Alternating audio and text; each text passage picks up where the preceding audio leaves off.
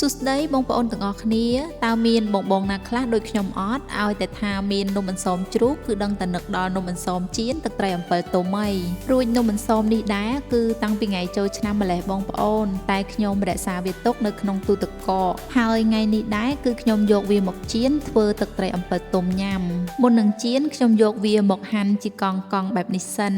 នំមួយហាន់បានច្រើនដែរតើបងប្អូនហើយបន្ទាប់ពីហាន់រួចគឺខ្ញុំដាក់ខ្លាញ់ឲ្យក្តៅក្រោយមកដាក់នំអន្សមយើងចូលនំអន្សមចៀនអញ្ចឹងមិនត្រឹមតែលឿនទេថែមទាំងមានរសជាតិហ្នឹងគឺថាឆ្ងាញ់ជាងនំអន្សមដែលយើងឆ្អើរទៀតណាបន្ទាប់ពីខ្ញុំចៀនវាបានក្រៀមមួយចំហៀងហើយទើបខ្ញុំប្រែវាទៅមួយចំហៀងទៀតការចៀនហ្នឹងក៏អញ្ចឹងដែរគឺខ្ញុំដាក់ភ្លើងតិចបាននំយើងហ្នឹងក្រហមល្អហើយកាន់តែស្រួយឆ្ងាញ់រួចក្រោយពីនំអន្សមរបស់យើងបានឆ្អិនសព្វល្អហើយខ្ញុំស្រង់វាទុកឲ្យស្រក់ខ្លាញ់មួយឡែកសិនហើយពេលហ្នឹងដែរគឺខ្ញុំមកលាយទឹកត្រីវិញម្ដងខ្ញុំដាក់ទឹកត្រីមួយកូនចានតូចស្ករ1ស្លាបព្រាបាយកន្លះប៊ីចេងកន្លះស្លាបព្រាបាយនិងអំពិលទុំបន្ទាប់មកខ្ញុំច្រុំអំពិលទុំហ្នឹងឲ្យវារលាយចូលជាតិគ្នាសព្វជាមួយនឹងគ្រឿងរបស់យើងហ្នឹងរួចខ្ញុំបន្ថែមជាមួយនឹងខ្ទឹមក្រហមនិងម្ទេសចូលកូរវាថែមបន្តិចទៀតគឺរួចហើយសម្រាប់ទឹកត្រីអំពិលទុំនេះដែរគឺខ្ញុំធ្វើយករសជាតិបែបជូរហឹរគឺកាន់តែឆ្ងាញ់